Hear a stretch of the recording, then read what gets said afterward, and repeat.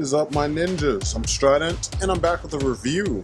I know I told you guys I was going to wind down, and I ended up getting this and feeling like, you know what, I need to do this figure justice and review it, because I've been seeing a lot of weird reviews on this figure that don't quite do it justice. So anyway, today we're going to look at the Figma Metal Gear Solid 2 Solid Snake figure.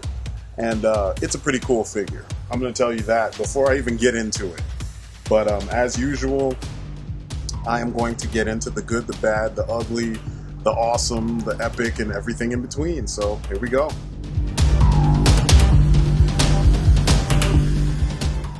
So first off, this is the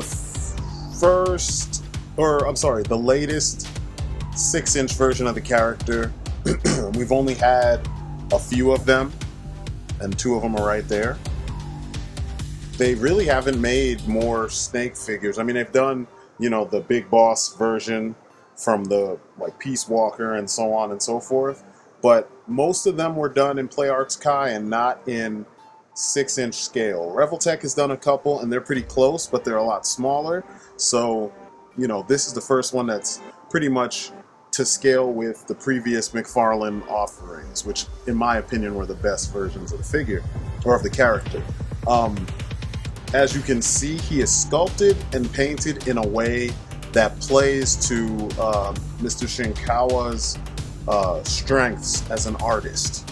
If you've ever seen, I think it's Yoji Shinkawa, if you've seen his artwork, there's a lot of shadows and such. Those shadows are used to kind of build up the form, creating like volume and shape and, you know, depth. And it's pretty cool seeing that as the style that a lot of these sculptors had to work from. And for the most part, they did a good job interpreting this style of art into a physical 3-dimensional form. I think most of them just used the game itself as their reference. But even the game kind of, you know, is in between. I guess now they're not. But the first 2 games were kind of in between, where the models looked like the artwork with more textures on it, as opposed to just heavy shadows. But the way scenes were lit played to this style of artwork.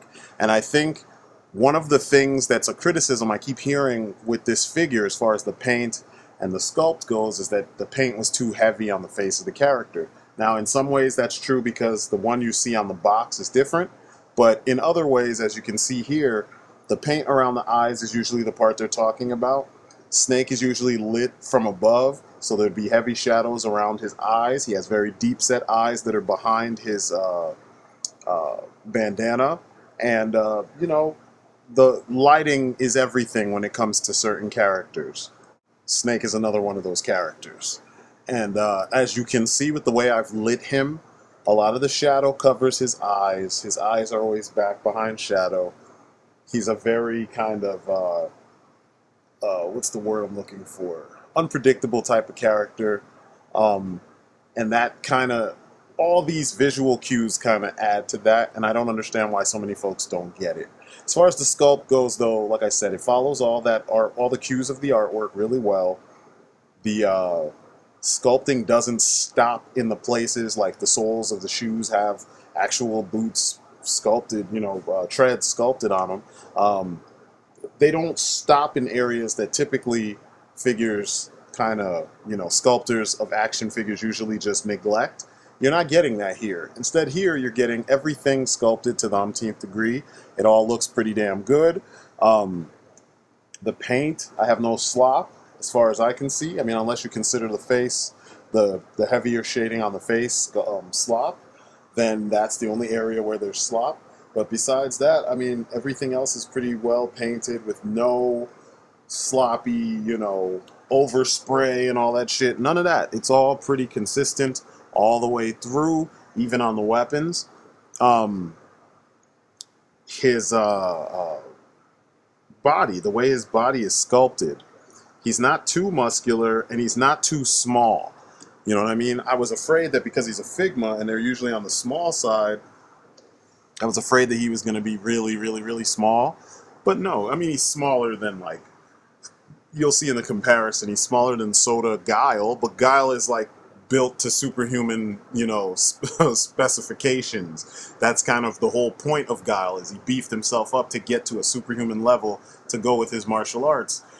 Snake is not that guy. Snake is a little bit more on the realistic side, and it looks good.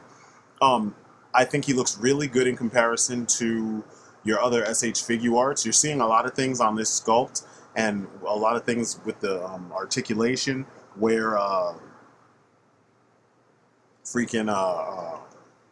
it feels like Figma or Max Factory, they're borrowing things from SH Figure Arts. Things like the waist pop, so that you can get the waist, the elongation of the waist, so that you can have him bend over more, kind of like crunch more. Things like actually having a swivel in the leg, like a thigh swivel. Most of my my other Figmas, which most of them are either girls or common riders from Ryuki, they have the anatomically correct thigh swivel.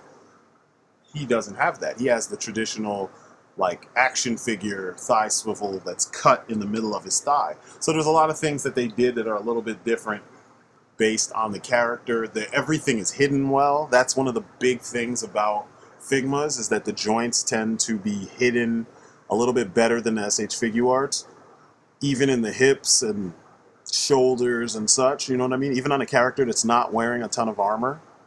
So I'm pretty geeked about that, and I'm pretty impressed with how they pulled off those things. Each of the hands are well sculpted, even though he's kind of light, like most Japanese figures are, in my opinion. He's very sturdy. That's one thing I like about Figmas, is, I mean, the older Figmas, a lot of them broke at the joints, especially in the wrists. Those pegs in the hands would always break.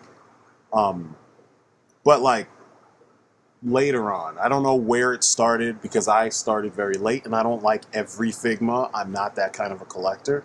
But with the ones I have, even the bootleg, you know, when I replaced her joints, nothing broke. My Saber, you know, very good wrist articulation, and nothing falls off. Everything pops in place, which on this one, I will say that is kind of a problem.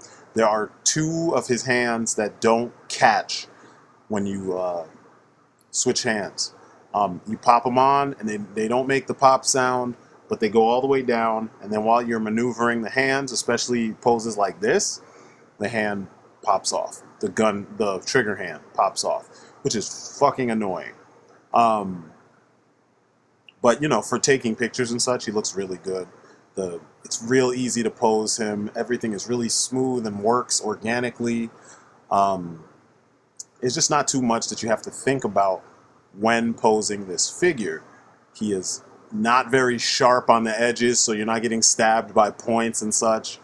He is not half die-cast and half plastic with heavy parts that weigh down joints to kind of destroy your poses.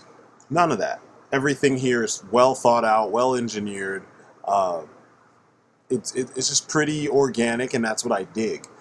You don't want to have your figure not feeling like that when you pose them. You know, we deal with that enough with our Legends, and sometimes some of the DC UCs, and sometimes even DC collectibles, where the figure is not very it's not very well made. It's not very well engineered, I guess is what I'm trying to say. Whereas this guy, and with most Figmas and SH Figure Arts, they're just so well engineered. I mean, in some ways, this is even better engineering than your Play Arts Kai. I'm not a fan of Play Arts. I think they're overrated. They're huge, they're expensive, and they're not always very well thought out. And that bothers me. I was comparing figures, you know, with the Metal Gear figures, and trying to see what they can do, what are the limits of the articulation, etc., etc. And there's so much that this figure can do that giant figure cannot do. And that doesn't make sense for the price. A lot of times people are saying, you know, you get certain things based on price point, and I don't think that's the case. I just think it's kind of based on the name of the company that makes the figure. You get what you get. You know, whatever they can convince people to pay for, that's what you get. But with this Figma, and with many Figmas, you're getting your money's worth. He looks good no matter what the lighting is. Of course, his design plays better to heavy, what is it, I'm sorry, singular directional lighting. So one big light source, and then you go from there. I think it works the best that way. You really get to see all the little facets of his face, and you get to see kind of the, I don't know, the shadows just play well off of his face that way. That's how you can see that there is a connection drawn from the actual artwork as opposed to the model in the game. I mean, it's there. He does look like the model in the game, but heavy shadows really make this guy's facial details shine. It's one of those things that I don't think a lot of people that were reviewing the figure even realized. I mean, I saw a couple of reviews where people didn't even know what the box was for, and I'm like, the fuck did you buy this figure for if you didn't know where he comes from, and why there's some certain significant things with him. Now, he only comes with one other face. Figmas are known for having multiple faces, and it's the kind of, oh, I just shat myself, you know, or the liquid. And it's a cool face. I wish that they had made his teeth a little bit wider as opposed to making him so dirty. I mean, but he is a smoker, so I guess maybe that plays into it. This face does not have some of the effects, the one effect that the other face has, which is the articulated eyes. These eyes stay the way, you know, they're sculpted one way, painted one way, that's it. The face is okay. Usually I don't like the grimacing faces. There's only a few figures that I have, or a few Figmas that I have, that have the extra face that looks good, like better or as good as the first face. This looks good if you have him like shooting, you know, a bigger gun, or punching someone, or getting punched, you know what I mean? Then it can work, you know? I just prefer the standard face. Now, here's a little comparison to the McFarlane figure from way back when this game actually came out, which was, I'm pretty sure it was 2001. So this figure came out that year, I think somewhere around there, the end of the year, or it came out the year afterwards, and it still holds up. And then seeing what Japanese sculptors did today, you know what I mean? It's kind of cool to see that there's not that huge of a difference. I mean, the American figure's a little taller and a little bigger because typically that's how they do it. Details, though, like piece for piece for piece on this figure, it's all the same. The same pieces are there. I mean, the face is a little bit different, but the same pouches, the same straps, same number of straps and buckles, same number of magazine pouches, same number of pouches in general. I mean, it's all there. It's pretty dope. The knee pads, the boots, I mean, colors. McFarlane usually goes for darker color schemes, and their sculptors, they tend to embellish certain things, which is what I miss about the old Marvel Legends versus the new ones. It could be the same articles of clothing, but they'll add texture, and they'll use reference that might not necessarily be the exact real world counterpart to whatever it is that's in the game. You know what I mean? Like an elbow pad is an elbow pad. Quick draw holster is a quick draw holster, but there's many different kinds, so you could just mimic many different kinds, and I like that. I have all the Metal Gear figures that they released, and if I don't still have them, I had them at one point in time. You can see from the sneakers, shoes, same situation, just colored a little bit more accurately on the Japanese figure, but they still look really good. Here's another comparison to some other figures from several different lines, so you can kind of see that he does fit in with your typical 6-inch scale figures. And I love it. When I was a kid, these guys were kind of a team that we used to play with. It's just a great figure, sculpted well, painted well. It's just well executed figure. I'm happy, and there's still more for me to talk about.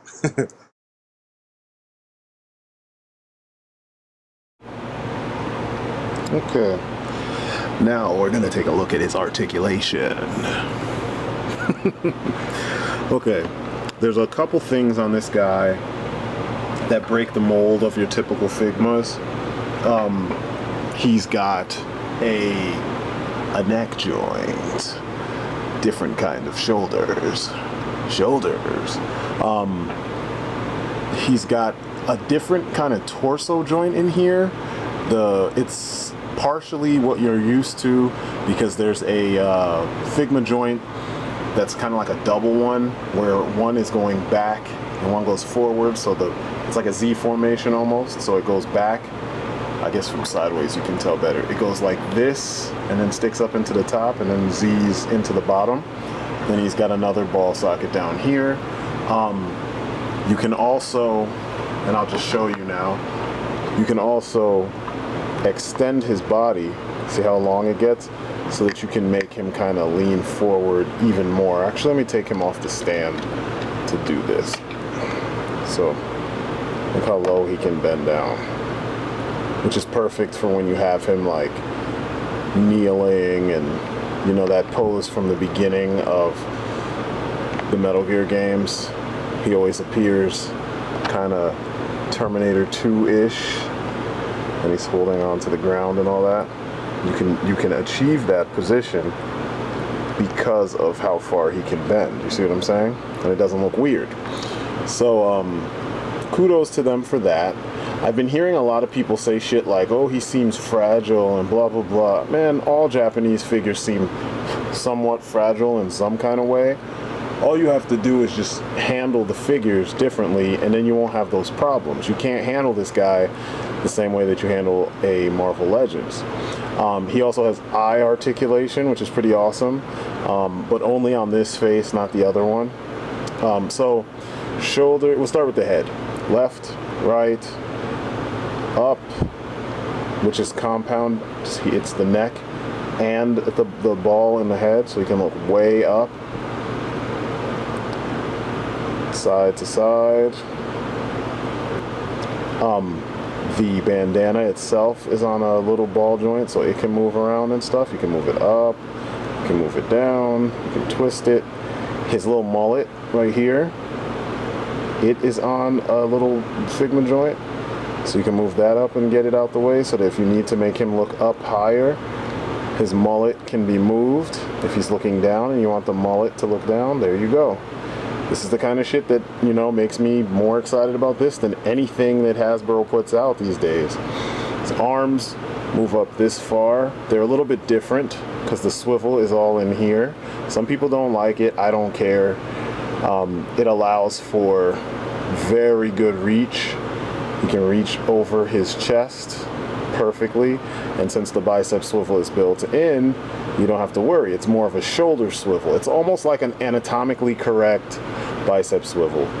Then he has a bend at the elbow. It's a single bend, but because the Figma joint allows for such, you know, smooth and full range of motion, you can get that. So if he needs to block a punch, there you go.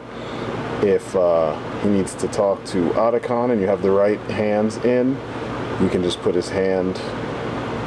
Otacon, what is it? He's got twist because of the Figma joint right there, and it's kind of strange because if you do too much, it'll start coming out, but that's how it is with all Figmas. And the elbow, it's sculpted here to cover up here, so when it's straight, the joints are hidden really well. But when you bend it, you reveal all the joints. Colonel, why? Just because, Snake. Because. Anyway, let's see. Figma joint in the wrist. So you've got a flick of the wrist. Look at that flick of that wrist. He can twist at the wrist. It can do the up and down motion. It depends on how you angle the hand on the joint. So standard Figma stuff. So he's got a little bit of side to side in the torso. See that? back a hell of a lot of the way. Forward, as I showed you, a hell of a lot of the way. Twists all over the place because there's ball joints everywhere.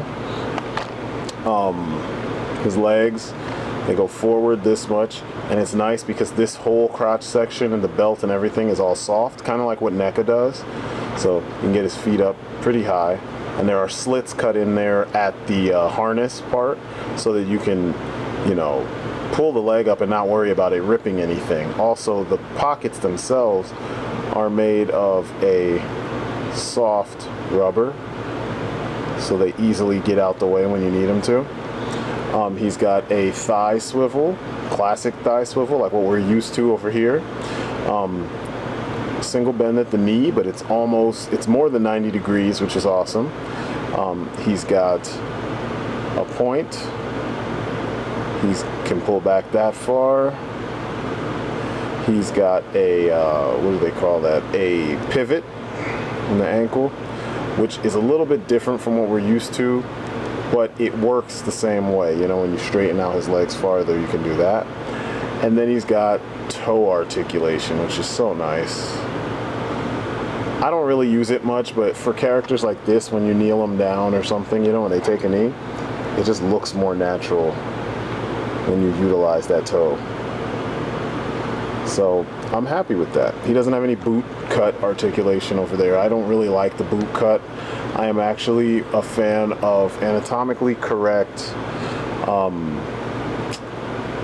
thigh swivels. I prefer that to anything else. It works the best for me. It feels like your character is human, instead of weird cuts in places where we can't actually move. You know, we can't turn up there. We turn up at the top of the thigh. Same thing with our arm. We can't turn at the bicep. You turn at the shoulder. So, you know, when figures do that right, it makes me happy, because that means someone that's engineering the figure actually understands how the human anatomy works. So, you know, all in all, you have a very posable figure. You don't lose too much of the sculpt in favor of the articulation, and it just looks really nice. I mean, like I said, this is what you look to Figma for. Now I'm going to try to do this the right way, but I want to show you how his eyes move. And I know he's not in focus, but top of his head comes off. It's kind of morbid. And you pull the faceplate off. Inside the faceplate, hopefully you guys can see that, there are holes for his eyes. You use this little thing here and you can move the eyes. This is much like Revoltech. Revoltechs, many of them have this same situation too. One of the strange things about this is when I'm gonna put his face back on and get up close on him and let you see, and maybe I'll just take a picture and continue my thought. You cannot really see Homeboy's, it's hard to tell that his eyes are separate pieces. They are kind of, I guess, sculpted out of the exact same material as the rest of his face. So you really can't tell, just looking at him, there's no gapping, there's no nothing to give you the impression that you could move his eyes, which I think is awesome, because if you never want to move the eyes, you don't have to. And nothing would give away that that's even an option. I mean, you can barely even tell that you can switch the faces, which is another feat that I love about these kind of figures. And I'm happy to see SH Figuarts jumping on that bandwagon, because it's going to be awesome, especially with the new Bruce Lee figure that's coming out. But as you can see, once again, shadows do all the work, and his eyes are seamless. And I've played with them and I've moved them around and they look perfect. Nothing to complain about, nothing out of place. It's just, I think they did great there.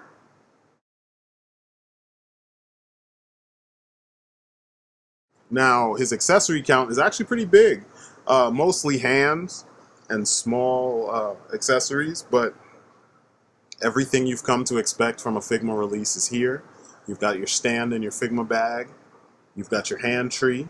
You've got your basic weapons for the figure, which is pretty cool, because you need that, obviously. You've got your effect part and your extra face. You've got cigarettes and specific hands so that he can smoke with cigarettes. And then you have extra wrist joints, as well as an extra peg for the stand, just in case. And this kind of aims up more, so you could put this on the tip of the other thing, and then when you have him crouching and whatnot in the box, you can use that piece on the stand. You have your Figma bag, so you can put all your accessories in one place. Everything can fit in there. Most times, everything, including the figure, can fit in this bag. You have the hands and the cigarettes. And there's a little divot in there that allows you to put the cigarettes in there, and it will hold. At first, I had issues with this because one of them was slack already, or not squeezed together, but after I messed with it a little bit, it worked. Then the infamous box, that so many people don't know what the purpose is of this. This was used to hide in the game, and I will actually have some images of that too. But first off, we'll use his suppressor, I guess. I mean, suppressor, wow. His tranquilizer gun, the modified Beretta. This was the main weapon that you start off with in the tanker portion of MGS2. It's pretty cool looking. You cannot remove the silencer or suppressor, but it's nice. It's small. It's definitely not the SOCOM, but it's nice. It was a cool little upgrade. He holds it very well. There's no issues there. It's a cool standard little weapon. I do have a gripe that would involve this pistol and probably any other pistols in general if you put them in his hands or put them on his person, but I will get to that towards the end. But it's sculpted perfectly. I mean, Figma has this brand called Little Armory where they make 1/12 scale weapons that some of them you can take apart, some of them you can add pieces onto them, but they're for all your figures, and they do all kinds of different types of guns. So that they know what they're doing with this kind of stuff. I never question it. Sword Art Online 2, you had the Gun Gale Online people that all had very fancy weaponry. So, Figma does weaponry well. Here's his M16, which looks pretty nice. I couldn't remember if he used an M16 or an M4, but I know all of that is usually in the game. So I just was like, hey, whatever, this looks good. He holds it well. The effect part, which is a muzzle flash, actually works specifically for this. I have a couple other guns that I'm going to show you that they're from previous Metal Gear figure releases that you could actually put this muzzle flare on those weapons as well. But as you can see with this one, the way he's posed, the way it sits, it doesn't weigh down the gun any, even though it's a big effect part. It looks pretty organic. It doesn't look like a giant flower sitting on the front of your gun. It's a nice effect part. I'm really happy with it. It's kind of semi-translucent, so it catches light really well. But I dig it. I dig it a lot. Snake looks really, really good with the freaking M16. One of those weapons you don't see often anymore, because I know the M4 kind of, you see it in modern movies and modern military shooters and such so much that they kind of just don't look at those guns anymore. But anyway, we're going to get into some of these other guns that came from other releases. I have the FAMAS that came from, I want to say, the very first Metal Gear figure from McFarlane. And as you can see, Snake can hold that very well, no problem. The effect part does not fit on that barrel, but it's a good-looking weapon. It's a Metal Gear weapon that was specifically used in Metal Gear, which is why I held on to it all these years. I still play with those figures, though, every now and then, so it's not really a surprise if you know me. I'm a big Metal Gear fan. I haven't played 3. That's the only one I haven't played, and I'm gonna obviously have 5. Here's the M4 with the scope and everything, and I can't remember where this came from. This may not have come from a Metal Gear figure. Might have come from a dollar store figure or something, but I always liked it because it fit perfectly with your 6-scale figures. And the muzzle flare or flash sits perfectly on this one too. So it looks good. And then we have, I think it's the Nikita launcher. It is the Nikita launcher. I always love this thing in the game. I mastered it quick. This was also from the very first Solid Snake figure. And I don't know, I like it. He looks good with it, even though you don't have it in later games. But and then there's the cigarettes, and the hand that lets him smoke with cigarettes. Just looks good. He looks like a badass, and that's the way you want Snake to look, you know. Lastly, there is this clear plastic ledge piece, and these extra hands that you can you kind of have it shoved under something, and then have it sticking out just enough so that those fingers can actually grasp onto the edge. There's these little divots in the plastic, and underneath the fingers there's a little bit of like extra plastic that fits in that little groove, and it allows for him to hook on and hang.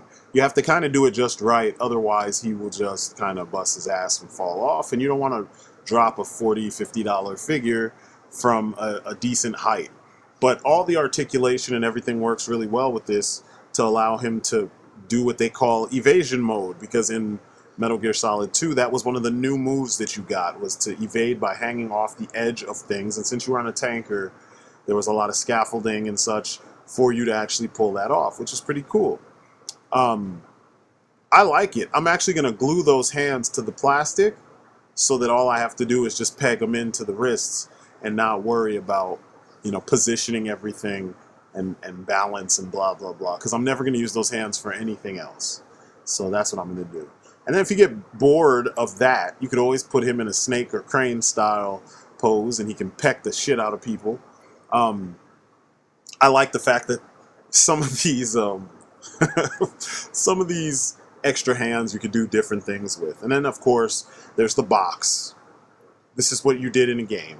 You would duck down and cover yourself up in the box and sit still. And sometimes people would pick you up and put you on trucks. Sometimes people would just completely bypass you because you're in the right place at the right time.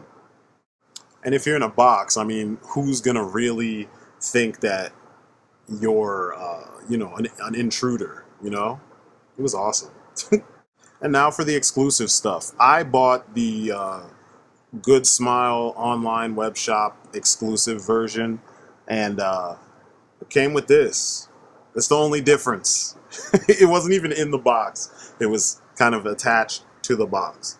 And I was like, oh shit, okay. And I got it because this was actually cheaper than the standard release. So I was like, huh, what's inside? Pretty much you get another box, and you get the SOCOM. That's it. When this thing released, I think it was like $20 or $30 more to the $50 standard price for just these two things. So, you know, I would say it's not worth it, honestly. But if you're a hardcore fan, and if you manage to get it for cheap like I did, it's worth it, man. I didn't pay any extra. It was kind of like it was thrown in because I guess they had so many of them. But the SOCOM looks beautiful. It looks awesome. It looks better to me than the tranquilizer gun. I don't really like the tranquilizer gun. Even when I got the game, I found the SOCOM and I stuck with it. Now this box is special because it says Figma and it says Solid Snake Metal Gear Solid 2 version, and it has the date, the original release date for the figure. So it's kind of like the box that these would have come in when they're going to, you know, a retailer. The SOCOM itself, it's got its sight on the bottom. I think it had two modes. What was that? Laser sight or flashlight. It has its suppressor that you can put on the front, which looks really nice. It's nice and straight, and it's very secure once you get it on there. And it looks cool in Snake's hands because that's his iconic weapon. You know what I mean? So if you have to have it, it's dope. You know, it's well done for that. But to pay $20 more or $25, $30 more just to get a cardboard box and a small gun that you could just buy the gun separately or buy a little armory pack and actually put that together and get an even fancier version of it, I don't think it's worth it, honestly. I think this is one of those times where I have to say the whole exclusive thing is not cool. And it's possible too, if you got this early on, this was just kind of tacked on for those who, I think those who pre-ordered it, it was tacked on early. That's why I didn't pay anything extra. But for people who bought it kind of after the pre-orders ran out, it was always showing up as extra. So, you know, and you'd have to pay extra for it. So I still don't think it's worth it to pay the extra just to get this. But I mean, you know, if you happen to come across it, then hey, if it's cheap enough, that's good. So strangely enough, I do have a nitpick. I have an issue, and it's with the holster. Why put the holster on the side and not allow us to interact with it? You know, it's bad enough when we had a Black Widow figure that had two guns in holsters that were stuck there. But the previous version of this figure that was made well over 10 years ago had removable, actually every version of Snake that McFarlane made had a holster with guns that you could actually pull out. Why not do that here? You know what I'm saying? You can pull the guns out on the original Snake and the Metal Gear Solid 2 version, and Raiden, and, you know, Olga Gurlukovich, and Meryl. You could just do that. I feel like with all the advancements that they made on this figure, and all the fancy, you know, sculpting and articulation and everything, something like a usable holster on the side of your figure should not be a tall order. So, you know, that's one lazy area that I have to get on them for. But, you know, you can kind of look past it with all the awesome that you're given in every other area.